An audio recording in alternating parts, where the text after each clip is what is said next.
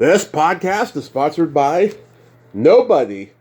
Hey dudes, welcome to Splat from the Past, the only 80s themed horror and sci-fi show where things can get totally radical. Now today I will be welcoming a very underrated, very talented character actress named Deborah White. You may have seen her. She was in a couple of exploitation classic films back in the 70s. The wild teen sex comedy, The Van, which was one of Danny DeVito's first movies. And then she was in Record City with everybody who was in movies and comedy back in the day. You know, everyone from Ed Begley Jr. to Michael Callan, Jeff Altman, Ted Lang, Jack Carter, Wendy Shaw, Larry Storch. Great cast. And she guest starred on so many great shows and had recurring roles. She was on the Waltons. She was on Barnaby B. Jones. She was on one of my favorite episodes of Laverne and Shirley, Take Two, They're Small. She recurred on St. Elsewhere and Growing Pains and so much great work. And we're going to talk about a lot of that stuff today, and I can't wait. Word around the campfire is that they're still working on ending the strike. And I know I've been saying that a lot lately, but it's true. You know, I have a feeling I see a little bit of glimmer and hope at the end of the tunnel for the strike. And hopefully we'll get back to talking to working actors again. But in the meantime, I've got my former actors, you know, and my podcasters and musicians and comedians and authors and so forth. So yeah, here is my interview with Deborah White. Hey Deborah, welcome to the show. How are you today? I'm very well, Tommy. Thank you. Lovely to meet you. Yes. In person, at last. Likewise, yes. This is such a great honor. Thank you so much for taking the time today. Oh, please. You've spoken to a number of friends of mine, and because we're all from the same era, you know, and everybody has lovely things to say about you. Oh, thank you. That is so sweet. Yeah. So, going back in time, your parents were actors, right? No, my father was a television producer. Oh, okay. And my mother was a housewife. But I grew up in the business. I grew up in New York City, and I got to see every show on Broadway, the whole era. You know, everything. My first show was Mary Martin and Peter Pan. I saw Mary Martin also in Sound of Music. I saw My Fair Lady, Hair, Chorus Line, you name it. I mean, if it was a Broadway musical, I saw it. And I just grew up loving theater and loving acting, but I have no musical skills at all. So I wasn't gonna. I just could just love theater, but not do it. And I knew if I went to Hollywood and I got myself involved with the television industry, I knew I would do well because I was already doing well in commercials. So I just felt, you know, that's where I belong, and I went and I started working right away. So that's my story. So you saw plays and you saw actors, and you're like, I want to do that. Yeah, exactly.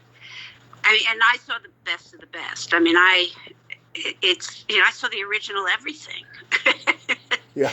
You know, I saw Oklahoma. It was a revival, but still the same cast. I saw Finian's Rainbow. You name it, I saw it, and I just loved it. My parents would, on Saturday, because I grew up in New York City, my parents would give me.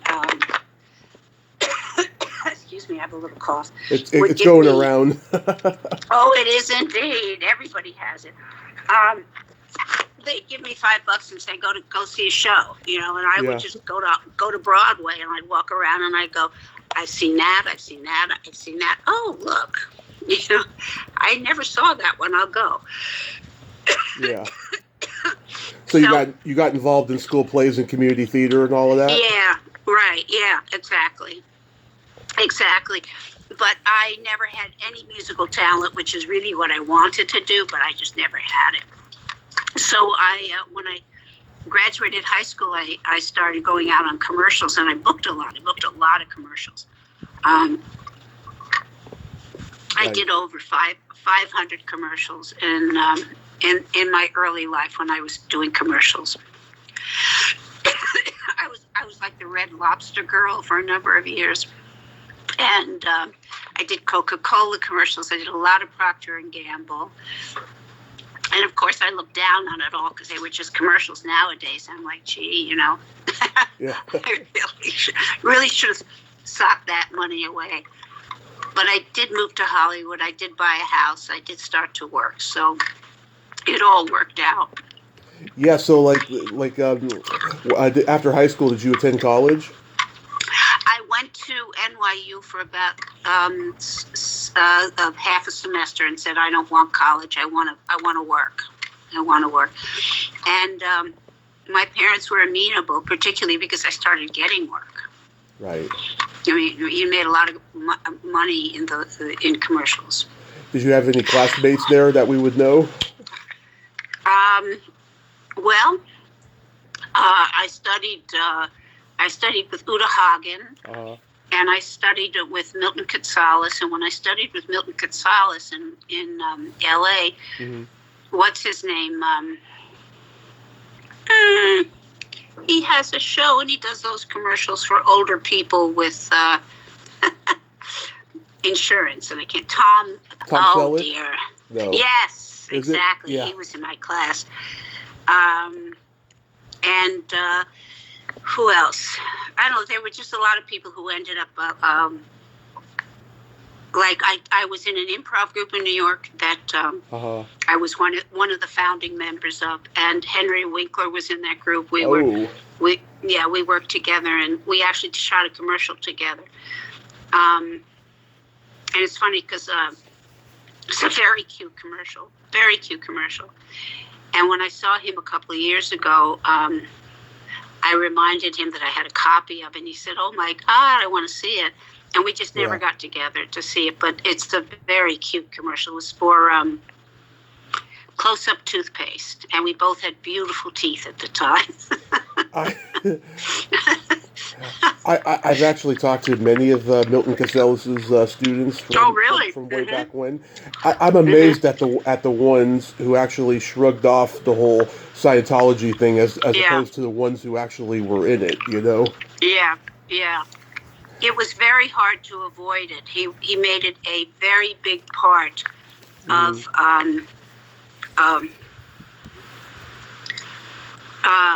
he made it a very big part of the class was his message of Scientology. He would say, because he was getting a lot of criticism for it. Yeah. He would say, "I'm not teaching Scientology," and he'd give us lectures about how he wasn't teaching Scientology, and then he would teach us Scientology. And he gave us this book we had to buy, that we had to abide by, that was all Scientology. Yeah. And then a couple of years later, I dropped out because I couldn't take it.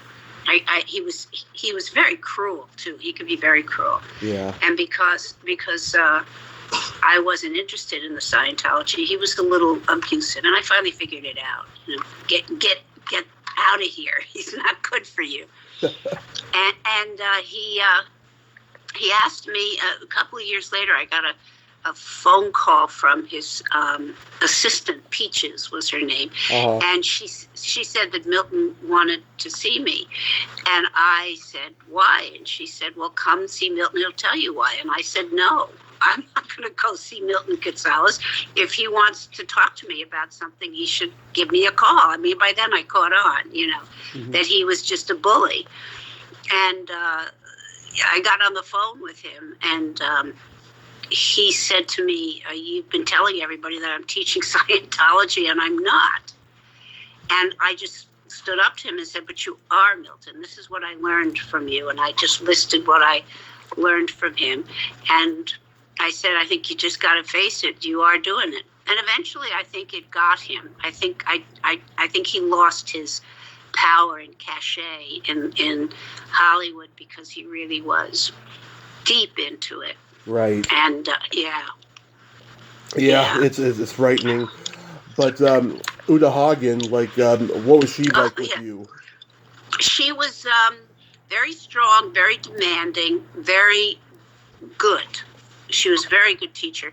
I look back on it and I just go, I was so damn young and so damn naive, and I must have just looked so and so afraid of everything that I just must have looked like the dumbest of the non-blonde dumbs under the planet. But she always treated me very well. She always pushed me, which was great. I studied with a lot of different teachers because there were such wonderful teachers. And, a friend would say, oh, I just took a class with, who were some of the other ones? Can't think of the moment, but I would try them. Not because I was insecure or anything, but because I just wanted to learn how to act. And it seemed like there were so many different good teachers. But in New York, particularly. In LA, I worked with Milton, and I worked with somebody else. I can't remember who it was. And then I was part of a theater company, and that's when I really started to blossom. Yeah, any theater that stands out that you're proud of from that time? Well, the problem is just names, and I should have looked over my resume before I got on the phone with you, because I have it. You are amazing. Thank you. That's really, because I have to tell you something. I think that myself and my cohorts really experienced the golden age of Hollywood for television, at least. We really, yeah, because the generation before us, for instance, they would work, but they didn't get residuals. And you see a lot of those old shows, But then my generation got residuals, and I had a very good living doing shows that you knew you were going to make money on because they would repeat in prime time, and then they would repeat again, and then they would repeat again. And that's not happening anymore. That's not going to happen anymore. And I think it really was a golden age. It was. It was a magical time for sure. So, when you moved to LA, is that when you get cast on the Waltons? Yes, that was my first job, and I was blown away because it was my favorite show. And to actually be on the Waltons was like mind-boggling to me. And I don't know if you talked to Judy, I know, right? I did you talk to Judy? Yeah, she's such a sweet girl. Yeah, she's fun. She's what? She's fun. Oh, she's fun, yeah, and she's very talented. Boy, she can sing, and she's got a gorgeous voice. Mm-hmm. Anyway, I remember showing up the first day, I went to wardrobe and all of that, and they walked me to the set, and the set is on the other side of the parking lot at Warner Brothers, on the Hollywood Way side. You go around Hollywood Way down to inner Burbank. I can't think of the street names anymore either.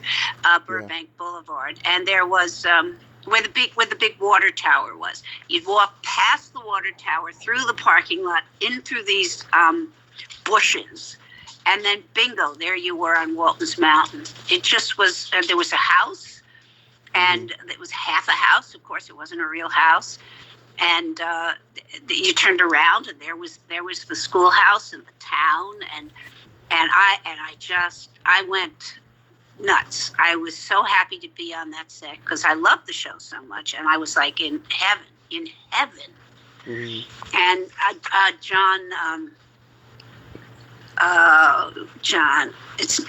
John Boy, Richard Thomas. Thank you. Yeah.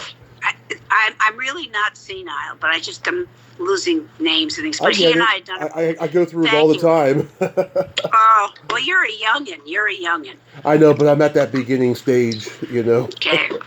I think sometimes it's just you get overwhelmed. Like, I haven't thought about these things in so long. My life is so different now. But he and I had done a Broadway show together, and so we knew each other. So it was a very, very friendly set. The kids were fabulous. I loved them. I had a great relationship with Judy, even, though she was a child and I was, quote unquote, an adult. And Cammie, loved Cammie. Will Gear, I talked to his daughter, Ellen, months ago. What was he like? Wonderful.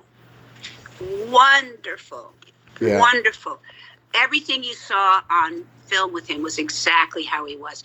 In fact, that was true of the entire show. It was one of those magical shows where what you got on camera is the same thing that you got in real life with these people. They were just as real and honest and just what you saw. Well, Will Gear was Will Gear, he always was Will Gear, And then Ellen, what was her last name, who played Grandma?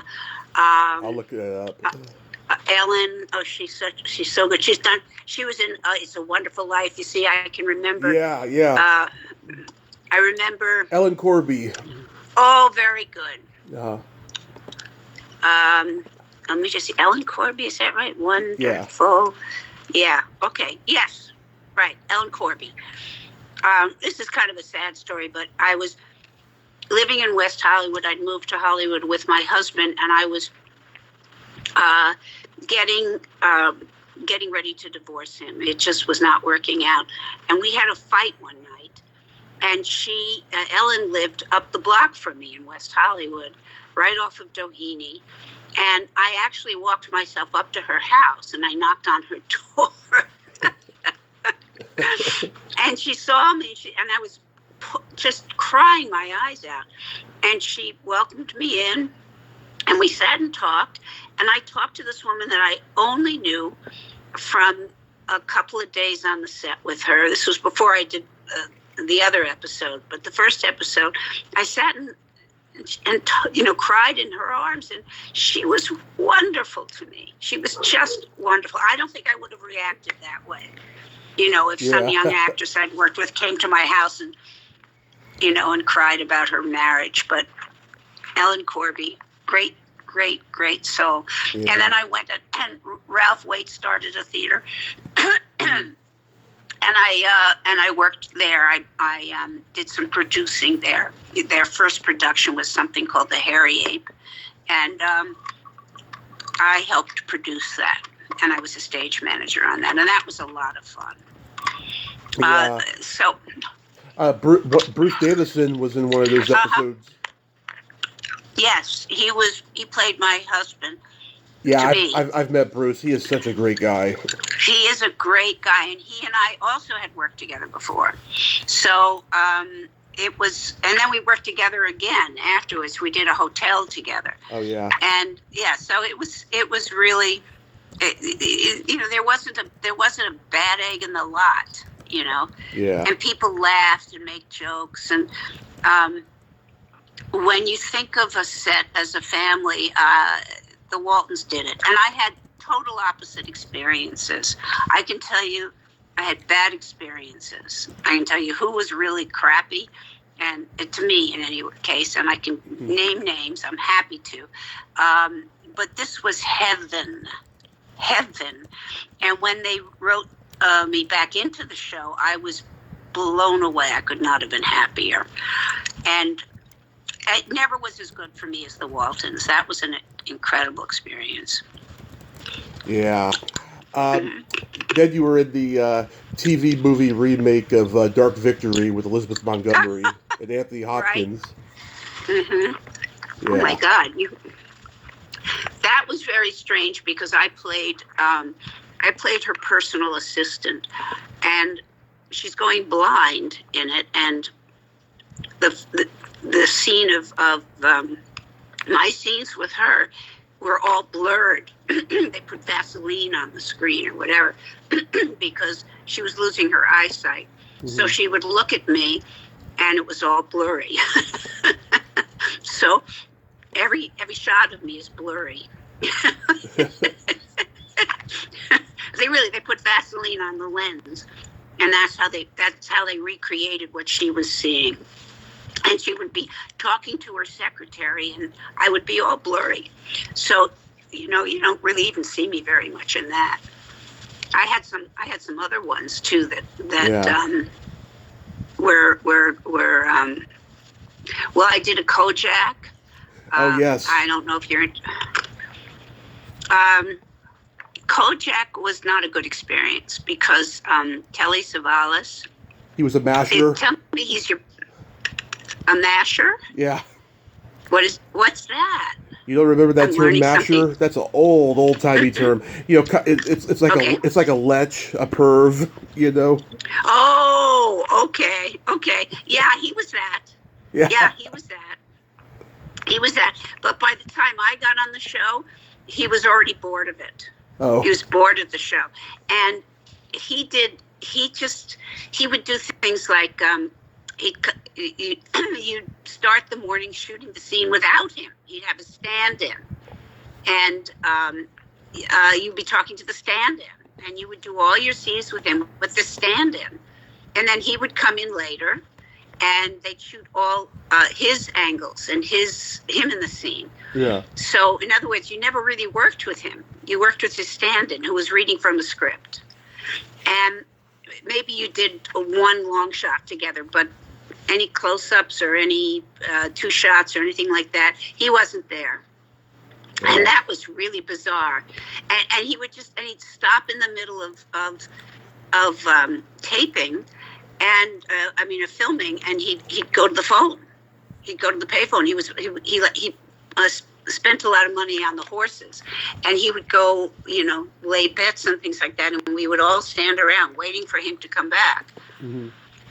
But the thing that I found with him and with a couple other people I worked with who were not good experiences was that when they were done, they were done. People didn't want to work with him anymore. His career was kind of over after Kovac, Yeah, I think maybe some people caught wind of of him treating women that way. Maybe he burned bridges. Who knows? But he was a talented guy. Don't get me wrong. He was. No, he was talented, but people just didn't want to work with him. I had the same experience with Laverne and Shirley. Oh yes, I gotta tell you, I heard you say on Judy's podcast that wasn't a good experience. But I gotta tell you, I loved that episode, and you're great in it. Oh, thank you. You are so sweet. Thank you. Yeah. Oh my God, they were just so mean. They were mean. Yeah. And Penny went on to be a wonderful director. Just a wonderful director. One of the best. Oh my God, classic movies, classic. I got to tell you, Cindy was scheduled to be on here before she died, and I was so sad that she didn't make it. And people were telling me, I don't know if you want to interview Cindy. She's a little complicated. And I'm like, I don't care. I love her work that much. I'll take it. What a perfect word for her, complicated. Yeah, that's absolutely right. Because if you heard me on Judy, I won't repeat it to you. But they just were threatened, completely threatened by me. And the story was that I had created a character on another show that was canceled. Uh-huh. And Gary Marshall liked the character so much, he thought the character would be a good foil for the girls. And my character was this very, very ritzy, named Bootsy Bridgewater. And, who's watching really, the kids. Yes, good for you. My goodness. And that's another favorite experience, except, when they moved me over to Laverne and Shirley, and after the first read-through, the girls were already, cutting my part to shreds. Yeah. And I should have walked out, but I didn't. But anyway. Well, my friend Tammy Lauren was like 9 or 10 when she was on Who's Watching the Kids. And Karen Kay, I've tried getting in touch with her. She won't return my messages. Jim Belushi, Scott Baio, Linda Goodfriend. What a good cast on that show. So listen, Karen Kay Karen Kay and I were in an improv group in New York together. Where she's, I'm one of the founding members, and I brought her into the group. Oh, do you know Jed? I know Jed. I had Jed on. Oh my God, he's complicated. He's complicated. That's true. And Peter Riegert, Yeah, Peter Riegert. But if you want me to talk to Karen on your behalf, I will. I would love that. Yeah. I will absolutely do that. Yeah, I love all her work. She's great. Yeah. She's great. She is. And the thing is that I brought her. I saw her in something, and I was already doing. We were in an improv group called War Babies, and we were the first.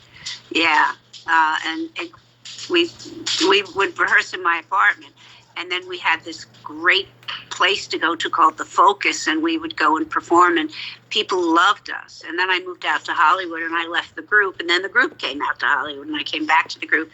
But Karen did very well in television. I mean, just her look alone was enough for her to, get anything she wanted. So I will mention it to her that I did this with you. Oh, I appreciate that. That's no problem. No problem. Well, I think what you're doing is a great thing, because you are documenting an era in Hollywood that will not exist anymore. Yes. And the kids that are going in there now, and they're getting their little shows, and they're being streamed, and they're stars for 5 seconds, getting paid very little, and comparatively. Right. And the whole having to have, social media and your own,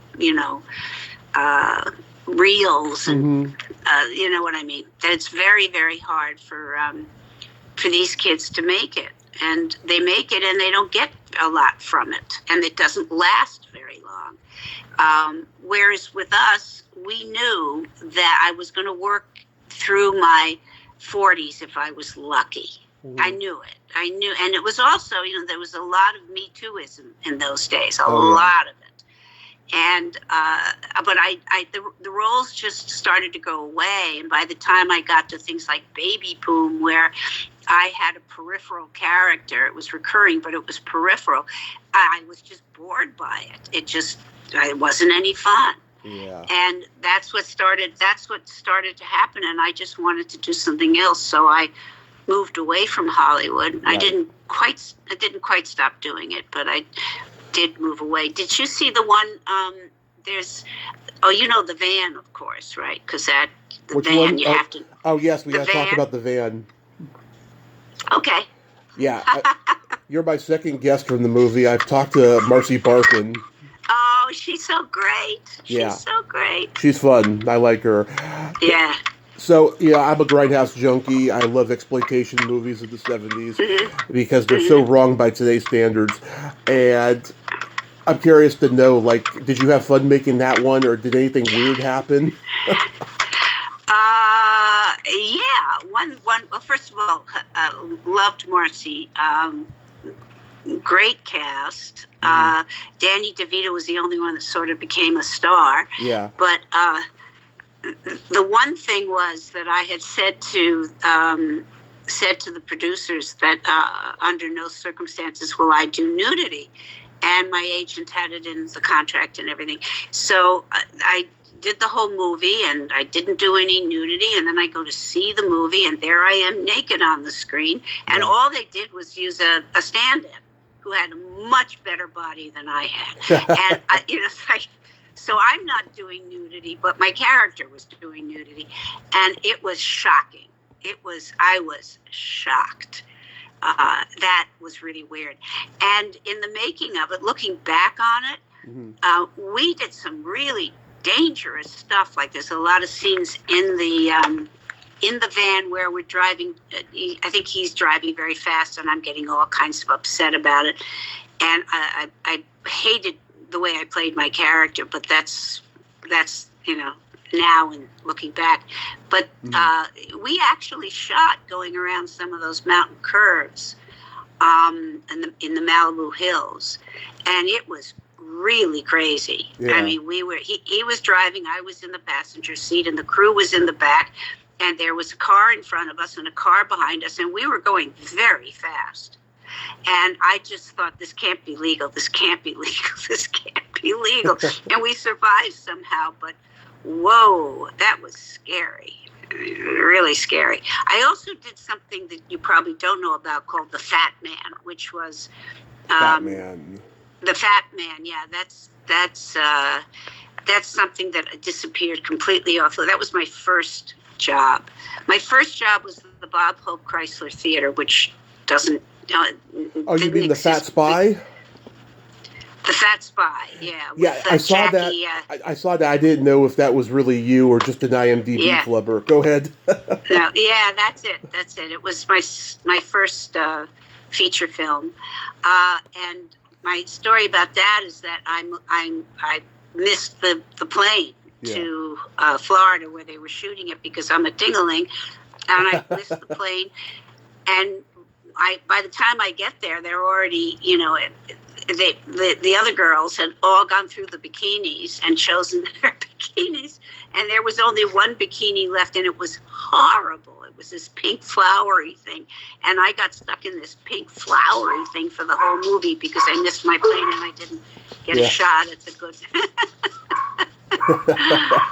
and that was okay. That was fun. That was like one of Jane Mansfield's last movies. Yes, that's true. I totally forgot about that. And she was lovely. I didn't have any scenes with her or anything, but we were all staying in the same place, and she was just this. I totally forgot about that, Tommy. Yeah. Wow. Phyllis Diller, Brian Dunleavy, the surf rock band, The Wild Ones. Wow. I gotta see this.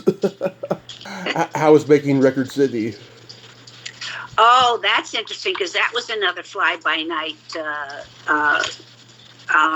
They actually did something that was rather unique at the time, and that was that they videotaped it. They didn't film it; they videotaped that, and that later became, de rigueur. That's what everybody did, but at the time it was not. It was a brand new idea, so. It just was different because your scenes are built differently with videotape than with film, and so the camera was very static, and it was funny. I remember it was very funny, and they were shooting a movie called Car Wash. Oh yeah. Yeah, they were shooting it like around the corner. So we're in this record store.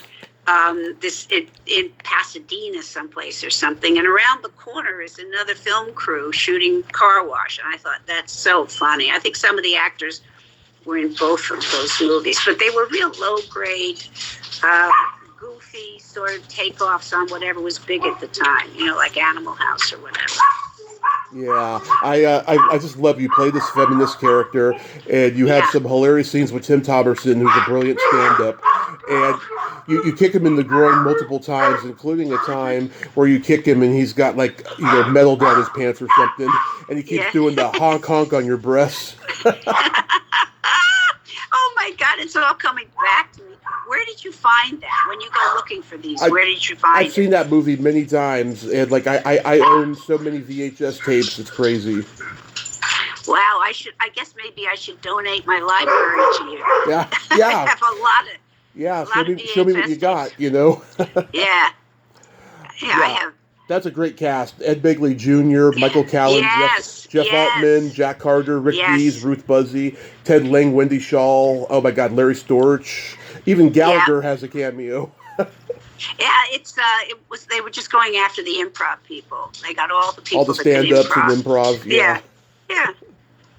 And I was in that. I was in an improv group, so that was my thing.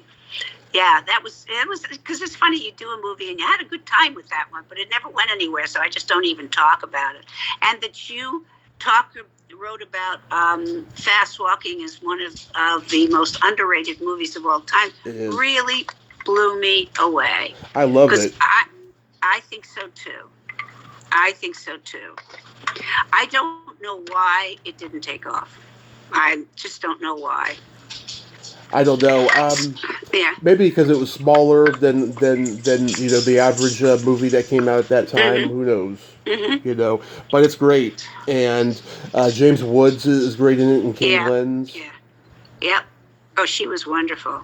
Yeah, she's from my hometown, the Bay Area. Oh, really? Yeah. Ah, how do you like that? She was in American Graffiti when she was like 18.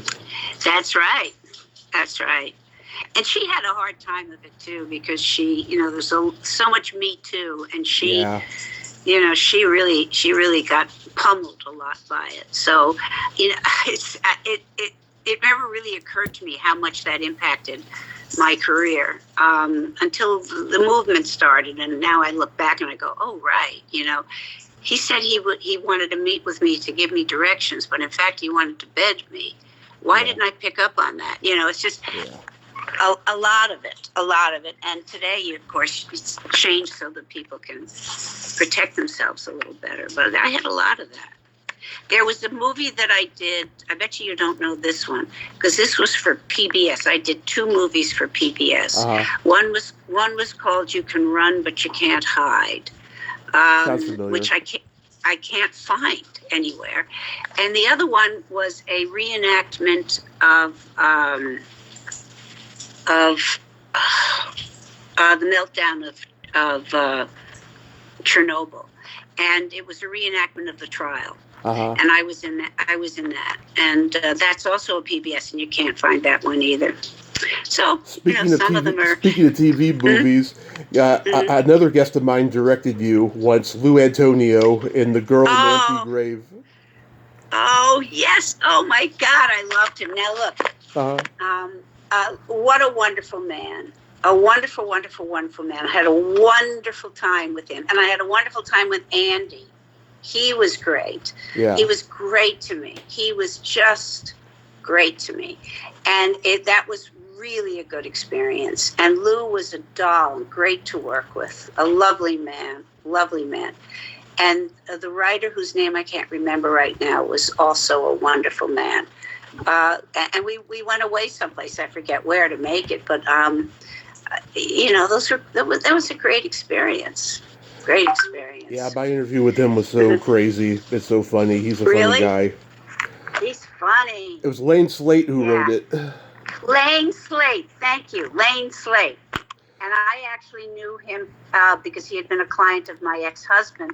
And when I came in to read, he went there. It's Bob's wife, and he just made me very comfortable right away. And I think Lane died, but he was great. And one day, Lane and Andy and I, on the day off, we went shopping. There were a lot of antique stores, and we all liked antiques, so we went to different antique stores. Right. And Andy bought me this little purse, this little antique, sort of Victorian purse, and I still have it. I just, what a sweet guy. Now, I hear he was difficult to work with, but he wasn't with me, man. It was great. Who, Andy Griffith? Great. Yeah. Yeah, I've heard that too. I don't know. I think because he became so iconic, he didn't really want that, I don't think. No, I think you're right. I think he thought of himself as a serious actor, and he was. Very much so, How about working with Buddy Ebsen on Barnaby Jones? Oh, my God. Talk about happy experiences. Again, what you got on the screen is who he really was. And they used me every year.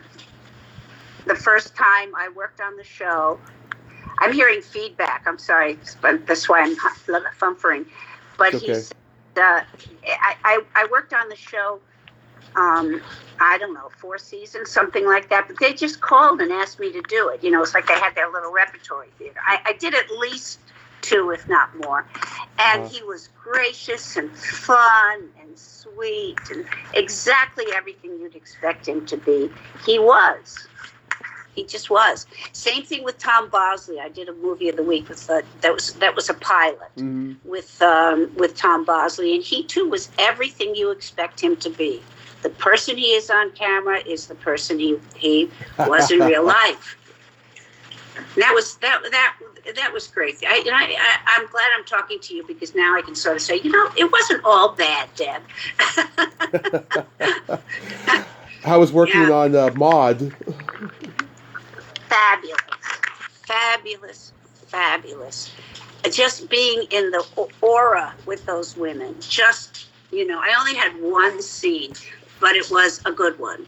And just standing in their presence was, like having the gods of talent just wharfed, across your body and your soul to be in their presence. They were so wonderful and so kind, so kind. So yeah, that was a good one. Yeah. Did you work with Adrienne Barbeau on that? No, I didn't. I just worked with Maud and oh God, I said his names are just really bad for me. I can even hear her speak right now. Who was it? It was Maud. Wasn't the it was old B. gal. Arthur. And it was B. Arthur, and who else was on Maud, Dave? Bill Macy. Hold on for just a second, Tom. What, Dave? Wasn't Betty White. It was the other one.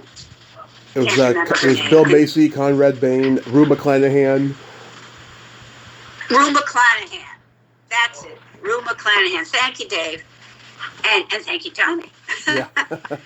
Rue McClanahan. She was, so sweet. And I remember one time, she she said to me, "You are so pretty." Oh. And I just was like, "Oh, Rue." I just want to hug her. She was so great. She was so great. And then Shelley Winters. Shelley Winters. Shelley Winters. My very, very first show, I got my SAG card on it. It was something called the Bob Hope Chrysler Theater. It was Bob Hope had nothing to do with it other than he introduced them. Mm-hmm. They were different stories. That's all. Every week there was a different story. And I had a scene with her and this wonderful English actor who I can't remember anymore. And I got my SAG card. Yeah. And she, too, was, here in walks this, I'm sure I was at the time, a thin, charming, pretty young girl. And as opposed to being like, get her off the set, the way it was with Cindy, she was just warm and gracious and also said to me, "You're very, very pretty. If you've got talent, you're going to do very well in this town." It was just very, lovely. These are real people. They're great, Yeah. Were you in Blake Edwards 10? Yes. Yeah, you don't have a character name. I'm like, who did she play in that? No. Yeah, I played, that's the one with Dudley Moore, right? Yes. Is that it? Okay. So, no, it's not, no. In 10, yes, I had a character, and I can't remember what her name was, but that's not the one I'm thinking of. You said 10, and I'm thinking of, should have taken out my resume. I really should have. There was one with Gene Wilder and a black actor. Richard Pryor? Richard Pryor. Was it Stir Crazy or Silver Streak? Stir Crazy. Stir Crazy. Very good. You're amazing. And that's an interesting story because he was unpredictable. Richard Pryor. Yes. And they had just about had it with him not showing up on the set. Yeah. And there was a scene they had to shoot in which a lot of important information was what he was supposed to deliver, a lot of important information to the story, and they didn't know whether he was going to be there or not. So they hired me it was in a restaurant, to be a waitress, and they gave me his lines. And they said, learn these, and we're going to hide you. No one's going to know you're here. They put me up in a hotel room across from the set, and you're going to stay here. And if he doesn't show up or if he walks off the set, you're going to come down and do this. Yeah. And somehow or other, he got through the day. So I am, I remember what I was in 10 now. I remember, but he got through the day. So I was not in the movie, but I spent the day in a lovely hotel room with makeup and costume on. And never had to do anything. In 10, I had a very small part, but it was a few scenes, and I was the ticket person when Dudley Moore goes to buy a ticket to Mexico, and they needed somebody who could, a female who could sort of play off of him since he was an improv person.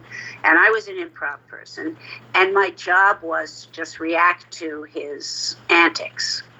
And I had some lines, but basically they wanted somebody who could stand on their own 2 feet with him and give him space to do his stuff, and also have good reactions. And I was perfect for it because I knew how to do that. And it must have taped, I don't know, 20 takes of one scene, and then there was another scene. And then this so often happens, it ends up being in the movie for 3 seconds, and you don't even really see me. He just goes in to buy a ticket. That happens, you know. Yeah. So were you just cut from Stir Crazy, or did you get fired? From Stir Crazy, I just never shot anything. Okay. Because I was meant to cover should Pryor not show up or walk off the set.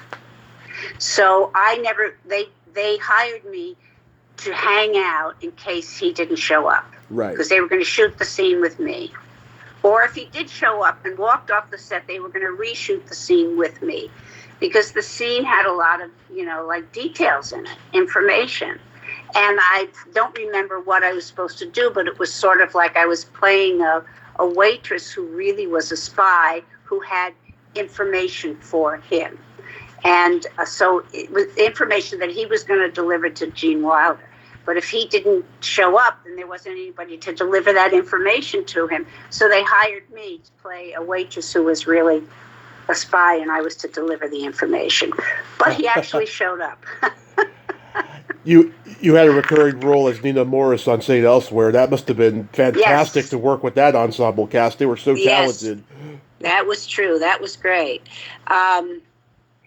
My fun story about that is that I gave birth on the show, and you have not lived until you have. So many women have shot this kind of scene since I did it. But I had my feet in stirrups, and my legs spread apart, and a cloth over me, and all kinds of gook on my face. Yeah. And I was screaming and yelling, and had this baby while this crew is standing around. So, they change angles or whatever, and you basically had to stay where you were, and they all moved around, and I'm sitting there with my legs spread apart. Somebody kindly brought me a blanket to put over, my legs in the stirrups. But it was freaky. It was freaky because I just had to keep, shooting the scene where I'm pushing out this baby. And then what happened, what's interesting with that show, the way it was explained to me was that they wanted a kind of leading man for the show. They didn't really have one, and David Morse was the closest thing they had to a leading man on the show, but he was married to me, and they didn't want, and it made him unavailable. So they decided to kill me off so that he would be an available doctor, because he was, going to be the hunk for the show.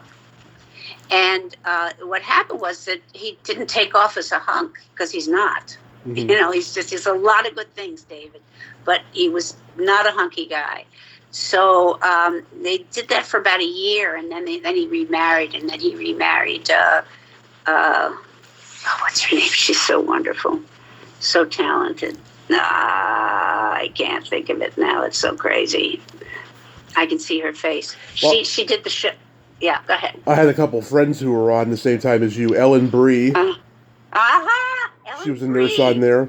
And Barbara Winery, who also studied with Milton. Barbara Winery. Yes. Yes. We were actually in a therapy group together with Barbara and I. We were very close friends. Yeah, very she's close. A sweetheart. Real sweetheart. Do you still talk to her? Haven't in a couple of years. We just did one interview, but we follow each other on Instagram. Oh, great. Okay, well, I'm not a big Instagram person, but now I'm going to follow you, Tommy. Oh, love it. Love it. This is a wonderful archive you're doing. It really is. Thank you. It really is. Who was that actress you were trying to think of, though? She was... she had a wonderful series with... and her father was an acting teacher. Why can I not... It's going to bother me all night. Let's see here. There was, Cynthia Sykes was there. Christina Pickles. Oh, she was wonderful. Wonderful. Oh, Lorraine Newman great? was in an episode you were in. She was great. Lovely people. Lovely people. I keep thinking Linda, but it's not Linda. She had a series with what's his name, who was on the Kaminsky Method, playing the brother-in-law, or the brother with the hippie brother. So great, so great. It was wonderful. They'll come to us later, probably. It's not Linda. It's and her father was, and she was in a movie called Cyclone, or no, Tornado, or she was a tornado chaser. Helen Hunt. Helen Hunt. Twister. Twister. Oh, I want to be on your team when we play. Oh, I used to play. Be on your team. I used to play bar trivia, and everyone friggin' hated me because I always won the pop culture rounds. Always. Of course, always. Oh my goodness, you have a real talent and a real gift. This is a lovely thing. It really is. Yeah. When I think of all the people you've interviewed before me, it's like, what took you so long to find me? I would have talked to you years ago. All the time. I'm just kidding. All the time they're like, oh my God. Yeah. Yeah. You were in a soap opera on TV on an episode of ALF. Yes, I was on ALF, which was also a wonderful experience. I was on a soap opera that he was watching, yes. And I had a lot of fun on that show too. A lot of fun. Sometimes you do a show and you don't end up the whole of what you do, particularly if you're a guest. Ends up on the cutting floor a lot of the times, and that actually was a bigger part than it ended up being. That's an example of that. It ended up being like just 2 seasons. He was watching it during the whole episode, and so I did a whole episode of a soap opera, and you don't see much of it. But it was so much fun, and they had this like raised platform with the puppeteer. Everything was raised, and it was just great. And I did it around Christmas time, and the young girl who played the daughter in that, Andrea Elson, yes, a sweetheart. I talked to the boy, Gregory Benji Gregory. Yeah. Well, she it was the show before Christmas, and they had a little bit of a Christmas party. And she gave everybody ALF mugs. And I remember this because I still have my ALF mug. But what was weird is that I had never, ever, ever gotten a mug with the name of a TV show on it. I had never, now of course, it's on everything. Everybody has mugs. It's not a big deal. But she was the first. She gave out these gifts to everybody, these ALF mugs. And I thought, what a unique idea. Anyway, that's how I remember her. Cagney and Lacey, I like that episode you were on, and I've talked to Sharon Gless. She's a sweetheart. A sweetheart. Also, lovely, lovely people. And then I was on Baby Boom, and it was a similar kind of thing. Lovely people. Kate Jackson. Yeah, well, she wasn't so lovely, but she was not lovely. I've in heard. Fact, I later I understudied her in a play at the Geffen Theater called Key Exchange, and she was not a theater person, but she did this show, and when she didn't get good reviews, she just suddenly got very sick and stopped showing up. So as her understudy, I went on and did a whole bunch of performances before they brought in Brooke Adams, who had done it originally on Broadway. They brought her in, but Kate just, if she didn't like it, so she just left. Yeah. She said, no, I'm not coming in again. Yeah, she was difficult, very, very difficult. I've heard. Yeah. Yeah. You had a recurring role as Susan on Growing Pains, and I remember those. Yes. You as the Maui episodes. Mm-hmm. Yeah. And I also did a pilot with Clu Gulager, and God. I don't remember. Do you remember the name of that? Because I don't. I have no idea. I didn't even know it existed. Was it a sitcom or something? It was a movie of the week kind of pilot. Within those days they would make like these movies. I'm looking him up. Kuguluga, there he is. Hold on. He does these. They do these. I'm looking to see if it's even on here. No, I'm not seeing I tried to get him on the show at one point. Him and his son had an acting class studio out in L.A., and I think I emailed his son, and I never got a response back. But, like, people told me, yeah, he was a character, a real force of nature. He was indeed. And unfortunately, I'm not having an easy time finding this, but it was about some kids who were orphaned, and they lived like in Hawaii, because we shot it in Hawaii. A family of kids that were orphaned, and how they finagled him as their neighbor to say that he was their guardian, so that they wouldn't separate them. And he was a smudgeny old guy, he played, who didn't want to have anything to do with these kids, and of course they bonded. And he ends up, living with these kids and taking care of them. And it was a charming script, and I don't know why it wasn't picked up. But my fun story about that is that he and I became friends, and not sexually. We became friends. He was very, very funny, and I was a funny person, and I once had a sense of humor.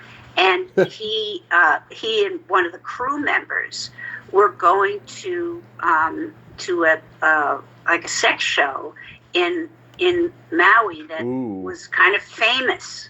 Famous, and they were telling me about it, and I said, "Ooh, I want to go too." Yeah, which was probably something I shouldn't have said, but I did go with them to this really unbelievably raunchy. Of course. And with women flying naked on swings above you, and they said that this part of Hawaii was famous for this kind of red light district, right. And they took me, this silly little girl, with them to this event, and there were girls that would smoke cigarettes from their vagina. It was just unbelievable. Unbelievable. Love it. Yeah. Love it. So, and that's one of my my Hollywood stories. But then it was yeah. You made a horror movie finally, Alligator 2: The Mutation. Yeah. I have no memory of that whatsoever. I think I did 2 of those. I think I did 2. Dee Wallace has been on the show 4 times. I love her. Oh, really? We've sent each other Christmas cards, and she loves my dirty jokes. Oh, that's great. Do you remember anything about working with her? I didn't work with her, but we were competitors in New York. Yeah. In as actors, and when she came to Hollywood, she didn't have any place to stay, so she stayed at my house for about 4 or 5 days. I gave her my sofa to sleep on, but the sofa was going out to be repaired. So I said, you can absolutely stay here, but they're picking it up to reupholster it. So I don't have any place for you to sleep after that. So she stayed for like the 4 nights or whatever, and then she went off and became a big star. And that was the last time I saw her. But if you're good friends, tell her I said hello. I think of her. I will. Often. It's been a while since we talked, but yeah. she's great. We competed a lot in New York for commercials. Well, yeah, everybody knew each other back then. There was no internet. Yes. Everyone hung out. It was a different time. Yes. Now actors don't even want to even see each other because they're on their phones all day. Right. It's exactly right. And we bonded. My best friends are people that I competed with. If they wanted a blonde, my friend Janice Kent would get it. If they wanted a brunette, I would get it. Janice Kent? Yeah, she might be a good person for you. She was lined up at one point, and then she lost interest, and she was kind of rude. I'm not going to lie. She was kind of rude. Okay, I'm not surprised. All right, let's see if I can think of any. Because Lee and Janice and I are in the same sort of female group. We all You know, we all kind of grew up doing commercials together because we'd sit in those waiting rooms, you know, and when they called people back, they'd call back 10 people, not thousands the way they do now. And we'd sit there and we'd talk about our lives. Yeah. And before you knew it, we were inviting each other to our weddings. Yeah. And before you knew it, you know, their children began. And then we all went to LA about the same time. Did you know Jeffrey Kramer? Very well. I did my very first job. Him and Lee have been friends forever. Yes. And she just did some decorating for him.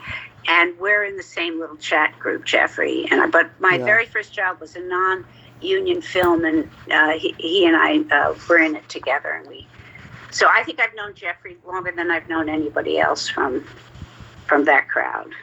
A couple quick things I want to ask you, Deborah. Sure. Did you do ADR for the Kevin Smith movie Mallrats? Yes. I just got a check for it for hold on, it's right here. Yeah. 39 cents. How do you like that? Yeah. I did a lot of looping, so I got a lot of those. Yeah, go ahead. I love Kevin Smith. I got to meet him, and he's one of the reasons why I started this podcast, because he gave a really motivating speech when I saw his show that I was at about the podcast world and stuff. And it was just one of the greatest experiences of my life. And that movie is one of my favorites of his. It's so raunchy. How do you like that? Raunchy it is. That is true. That was one of my first looping jobs, because I went on after the acting to do looping, and I just did a lot of shows when I was in the original Law and Order loop group. So, you know, I am still getting checks. The checks are getting smaller, but I'm still getting checks. Cool. Yeah, Mallrats. Yeah. So, what year did you leave LA and start teaching?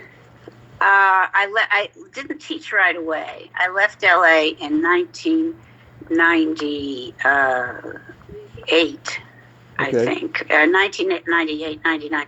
I just didn't want to do it anymore. I wasn't, and you know, you could, we all did pilots, all of us. You know, all the girls. We all did pilots. We all went up on the same pilots. I did a bunch of pilots. I did pilots for Vanities. I just did a lot. And my pilots just didn't sell, you know. Mm-hmm. Or, for instance, one of my favorite stories is that I was in the running for Suzanne Summers, Three's Company. Oh, right. Oh, yeah. I was in the running for the brunette. And Joyce DeWitt, right? Who's a decently nice person, but I was, and John and I had actually dated, because he was on the Waltons, and we met on the Waltons, and we'd gone out quite a lot. And when I was auditioning for Three's Company, we had a ball, because we again knew each other's sense of humor and how to make things work. And I was cute and he was cute, and everything. And they couldn't find the blonde. They were having a very hard time finding the blonde. So finally they find Suzanne Summers, and she was great, but I was way too small for her. Actually, who got the role? You just told me and I forgot. Joyce DeWitt. Joyce DeWitt. Yeah, she's taller than me. And so I was suddenly out of the running. She's little. We had done well, I'm littler than she is. I'm like she, whatever it is. That's what I was told, was that they felt that physically they were a better match, and I think they were a great match. Yeah. But I had auditioned so much, and it was such a shoo-in. I was going to do this, you know. And then all of a sudden, they found Suzanne Summers, and they wanted a different brunette. So I was out, which is too bad. But what my point is that a lot of times the people that ended up on these shows that we all wanted, when the shows were over, had a more difficult life than I had, because they had to live up to this image of themselves, or they were associated with a show, and to get unassociated with a show and to get into another show was very, very hard. So if you had been on a series, you were often just stuck after that, because they didn't want to know from you. And it's not so true anymore. but in those days it was, especially with women. So I found that the roles that I was being offered were no longer of any interest to me. They were roles that had a "the" in front of them, like the teacher or the professor, or it was those kind of roles, like nameless roles. And I just got really bored. And I was looping, so I was making decent money. And I went off to New York, and I went to Sarah Lawrence, which was a very, very good school. Finally paid it off. And I learned there that I had a passion for history, which I did not know. I found out there, and got a teaching certificate so I could teach. And then I taught in high school. I taught at a theater high school. And now I'm a college professor. This little ding-a-ling from Hollywood is a college professor right now. So odder things have happened. Yeah. But that's my story. Do you get satisfaction teaching that you don't get when you're actually performing? Absolutely. I don't want to perform anymore. I get called to audition, and I don't want to go. I don't want to go. Yeah. And also, when you get older, they associate you in a way with roles that are just not interesting to me. Yeah. It's just not interesting. And teaching really, it comes from the same part of your soul. It's the same, it's like Showtime. You remember the movie? Anyway, it's, you'd be on the set and you'd go from whoever you were to the character. And it's the same thing. I open my computer or when I taught in person, and I'm no longer, this dingling that's sitting here with you. I'm a professor. I'm a college professor who knows a lot about American history. So, and it's so pleasurable. And I'm working with a population that I really care about, and that's the inner city essential workers. My kids call in from their Amazon delivery trucks to take the class. One kid calls from her lunch break. She works at a hospital.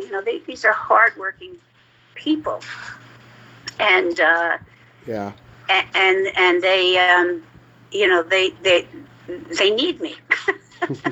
They need me, and I love them. So I'm very, very, very happy. And I also have, I'm sure opened a business with my husband. We are. Yeah, tell me about the pet sanctuary, right? Yes, right. It's a not-for-profit senior pet sanctuary, and it came about because we lived in a building in Manhattan called Manhattan Plaza. I don't know if you know about Manhattan Plaza. I've a lot heard of actors in Manhattan. It's a subsidized building for actors and artists. Yeah. And a lot of people, dancers, and a lot of famous people. Angela Lansbury lived there at one point, and Tennessee Williams. It's very, very well known. And during the pandemic, a lot of the tenants who were on the older side were dying or going to the hospital, and the shelters were closed, and the building didn't want to have anything to do with them. So my husband and I and a couple other neighbors were taking in people's pets and caring for them. And my husband and I turned around and said to each other, "We love this," because we're real dog people. Mm-hmm. And when the pandemic was over, we went looking for a property where we could do it, and that's where I am right now. We have 8 senior dogs with us. We've been open a year, and we're getting one more on Saturday. And I'm upstate New York near Albany, and I love it. And I still do voiceovers. I have a studio, and I do voiceovers. And I get called to audition regularly, but I don't want to do it, so I don't. It really does. You really have to want it, Tommy. You really have to want it to do it. Yeah. At this point, you've done so much. But would you at least do a play, because actors love doing plays more than film and television, it seems. Yeah, I'm just not great with learning lines, but if I can learn my lines, I'm okay. Yeah, I do a play. Absolutely. There's something so special about, I get the same butterflies when I start my class. I've actually got people listening to me. Deborah, thank you so much for coming on today and sharing these great stories. Tommy, thank you for knowing so much to remind me of all of it because it was not in my brain till you reminded me. Thank you, sweetheart. You're lovely. I look forward to meeting you in person perhaps someday. I hope someday, yes. So many people that I know in New York want to meet me. I've never even been there, but I would love to go someday. And you have yourself a happy holiday season with your husband and all the animals, and be safe out there. Thank you, sweetheart. Same to you. I really enjoyed myself. Thank you. Thank you. Okay. Bye-bye. Bye-bye. Well, there you have it. Deborah White. Ain't she a sweetheart? Oh, what a great lady, huh? I enjoyed that conversation. You know, she's just so personable and inquisitive and amazing. Man, a survivor of the business. I love talking to her. Go check out that Pet Sanctuary website and, make donations because she's a dog lover. I'm a dog lover as well. It's called Moose Lodges, mooselodgesps.org. Well, until next time, this is Tommy Throwback Kovac saying there's no shame in living in the past because the present sucks. Later, dudes.